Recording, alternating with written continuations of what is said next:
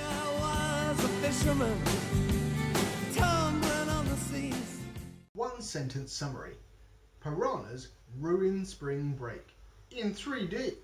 Could you beat the villain? So Christopher Lloyd, aka Doc Brown, he's playing a different character in this, but you've all seen Back to the Future, I assume. He quite rightly points out that these are just fish. They can be killed pretty easily.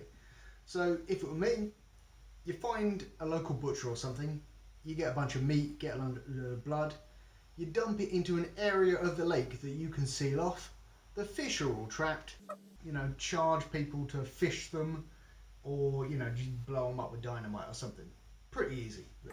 How would you improve this film? So this is a remake of Piranha, the film, from 1978, but it changes the man messed around with nature and now we're in trouble to nature is just a bastard, which is an odd choice because, usually it's the other way around these days.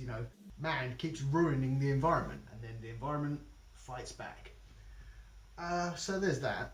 And also this film was heavily inspired by Jaws, with a small town who depends on the tourist income being absolutely ruined by aquatic danger. Just be original is what I'm saying. And also, if you can squeeze in a bit of an important message about don't ruin nature, do that as well, because learning's good. Anyway, there are some surprisingly big names in this film, which is weird because it was never going to be like a top tier film based on the description of what it is. But Elizabeth Shue is in this, Ving Rhames, Adam Scott, Kelly Brook and Richard Dreyfuss, who may or not be playing the same character from Jaws, which is strange to me. But I know some of those people weren't mega famous at the time, but they've gone on to do things and all sorts. So it was just weird to me that the cast is pretty good. At first I thought this film was going to be a commentary on kind of how trashy and over the top and all that sort of stuff spring break is. But when the paragliding or parasailing, one of those two, when the parasailing lady with the boobs out came along, I realised that actually this film isn't commenting on the debauchery, it's enjoying the debauchery. Laura, the younger sister, she is a child and she introduces herself to the audience and to Kelly Brook's character Danny by saying like, hey, I like your boobs. Now, I get that. Good, lovely. That's what the film is going for. But that's not how you conduct yourself in private society or polite society, like I meant to say. And you'd think the daughter of a sheriff, she would know better. Derek Jones. He's a sleazy, over-the-top director slash producer slash possibly actor in some adult films. You gotta learn to delegate. And also he's an over-the-top arsehole kind of character, and even before you see him doing drugs, you know he's on drugs, which is it's good. But the moment he became a villain to me is when he said that the performers did not need sun cream. All right, they are going to be outside in the sun all day long in springtime in a warm place. You got to protect them from skin cancer and so on and so forth. Jake removes his headphones twice. One shot, he removes them. Then in the very next shot, he's removing them again. Rookie mistake, film. Sheriff Julie Foster.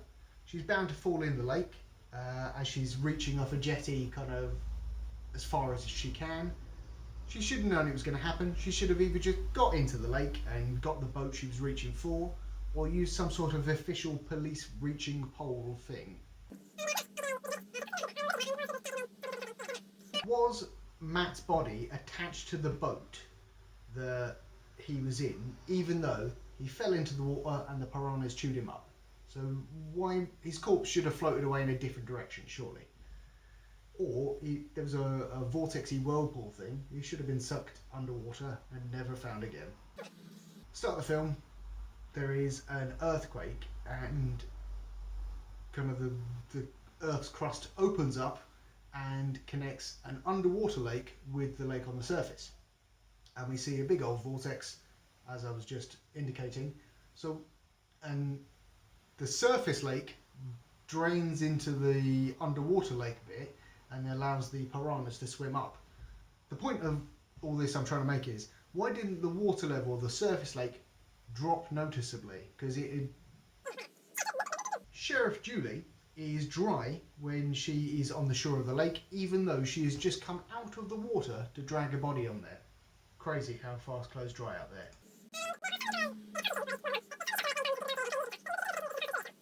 The music in this film is so loud and the dialogue is so quiet.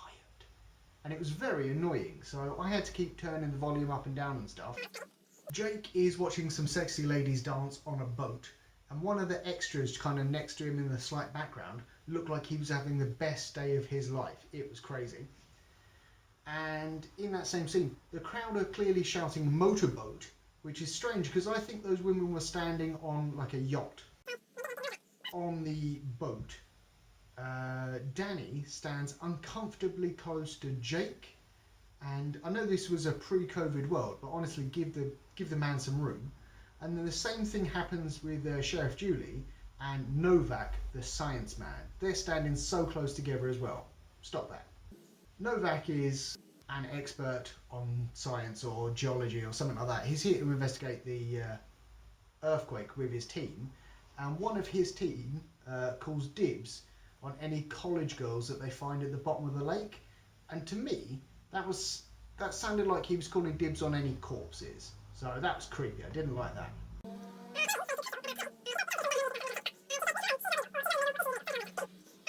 Danny is supposed to be the nice one of the stripper ladies. So if she suspects that Kelly is not of legal age of consent, she really should be like telling her boss that, the pornographer man, like, hey, you definitely want to check her driving license, otherwise like we're all going to jail.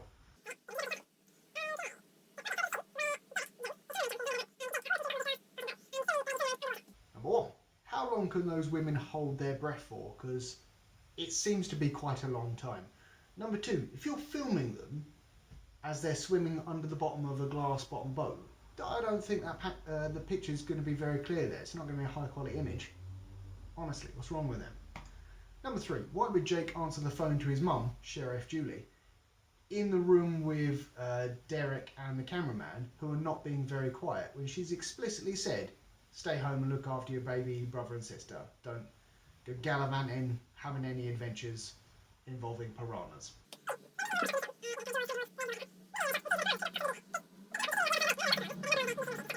Some of the earthquake scientist people who are checking out this massive hole in the lake bed, they go for a swim, and one of them says that the temperature drops by 30 degrees. I wasn't sure if it was Celsius or Fahrenheit, but either way, that's a massive drop for them to just swim straight through it and not be like, wow, it's quite cold, I'm going into shock now, or something along those lines. And also, if the temperature in the subterranean cave is 30 degrees colder than the temperature on the kind of surface, how are those fish like just swimming around like there's no big issue? Because they are not used to that sort of heat. Also, why is there so much light in that subterranean cave? You see it in a lot of the kind of long shots, shafts of light or whatever it is to illuminate the scene. But then in the close-ups, the scientist man needs a flare to see the piranha that are 5 foot from him.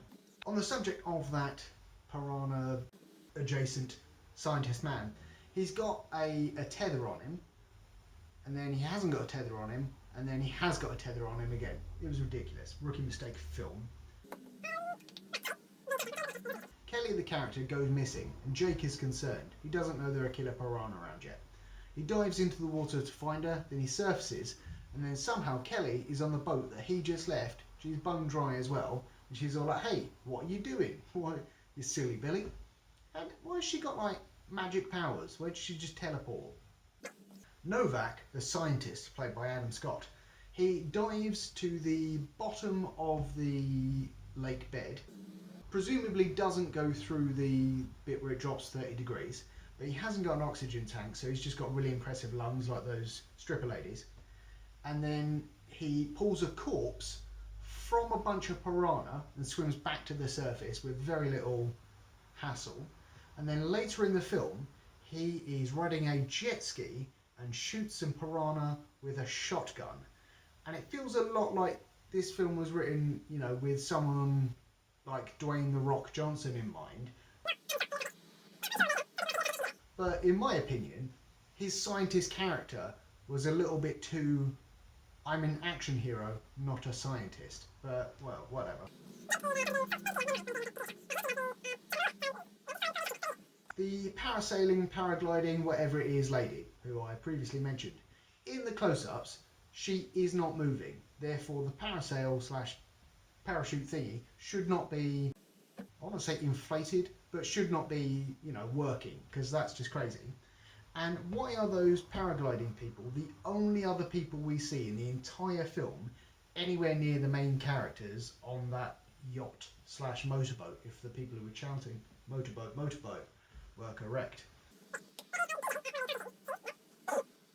There is a DJ at one of the party scenes who has the nickname Chocolate Thunder. How did he get this nickname? I would like to see his origin story, please. Derek, the producer, drug addict, director slash pornographer man, he starts to strangle Jake, and Jake doesn't even try and free himself. He has no survival instincts. How does he survive this film? On a Jaws vision, we're underwater, we're seeing people, you know, swimming, they're kicking their legs, someone's in a rubber ring thing. The piranha goes past some people and then attack one other person. How do the piranha pick their victims? I don't understand. Say, for example, you are hosting a wet t-shirt contest. How many names for boobies do you have to go through until you get to Danny DeVito's? Now, later, I think, the same announcer man calls them Brad Pitts, and from a Cockney rhyming slang perspective, I can see that. Danny DeVito's, though, right over my head. I have no idea what's going on. How did he get there? The party scene goes terribly, as these things tend to do in films of this nature, and some people are sliced in half by a steel cable that kind of breaks wild. I don't think it would have sliced him in half so neatly. They just kind of stand there and then fall apart in two different directions. Nah, man, I think it would have just like knocked him back or whatever. But, you know, I'm not a physicist.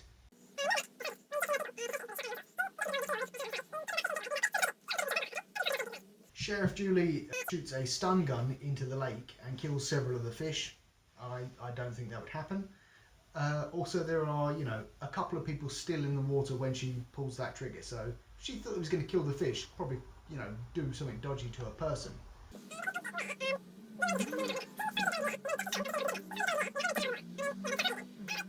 Why would he's like shooting his gun into the air, which is probably not, you know, in the rule book to get people's attention like that. Shooting his gun in the air, he's like, look, man, it's an emergency. Get to shore. Like, you know what I'm going to do? I'm going to ignore this man who's obviously quite serious. I only watched the film like a day or so ago, and I cannot remember what happened to several of the characters. So, Kelly's boyfriend and someone else, maybe he had a friend, I think he did, and then the cameraman guy, like, I know they were in the film, do not know what happened to them. Mental. I assume they got eaten by piranha, but I just tuned out. Piranha that burped a CGI penis into the screen, 3D film. I felt that was unnecessary, didn't need it. And Ving Rhames, Deputy Fallon, he uses a propeller from a motorboat of some sort, perhaps, to chop up the piranha, you know, kind of chainsaw styly. If that were me, you know, I'm in the same situation, you know, things are looking desperate, people are being eaten by piranha left, right and centre. If I'm going to chop up the piranha, I'm going to stand on the shore or a boat or something, then I'm going to start chopping them up. Because, you know, if I'm in the water, they can eat my legs. And you'll be surprised what happened to Deputy Fallon. His legs got eaten. There's also a bit, there's a shot of him from kind of like ground level or water level. And then there's one from above. And a bit like where Jake was taking off his headphones, we see the same bit twice again. It's ridiculous. Some of the dialogue in this film, I feel like it was unscripted because there was a lot of unnecessary and redundant stuff like, oh my god, watch out for the rocks and get out of the water. And Derek, he's been half eaten, quite literally I feel, by the piranha. Then goes, ugh, and someone covers him up with a blanket. Then about 5 minutes later, when we think he's a corpse, he's all suddenly like, oh my god, I'm alive again. Why was he so quiet and chill? Why did he go for a sleep? It's mental. Jake wraps a rope around himself, which is draped over the top of the boat, and then he goes around the other side and goes into the water. And then when it comes time for the rope to be pulled to pull he and Kelly to safety, he just goes straight across. He doesn't get yanked up over the boat, breaking several bones, I imagine, or just strangling him. And then the problem with this boat that Jake is kind of adventuring on, and the boat that the other side of the rope is attached to, there's some rocks between them. We've heard many people say it. That's why this boat couldn't get close to this boat. So when that kind of motorboat goes whoosh and yanks Jake and Kelly, why were they not smashed against those rocks and instantly killed? Also, there's a thing about that is Jake's like, oh, on the count of 10 or whatever, hit the engine and pull us to safety. And then he counts to 10 and the other boat, the engine won't start. He doesn't even try and swim and save himself, right? You lazy bastard. Anyway, rating out of 5 beers.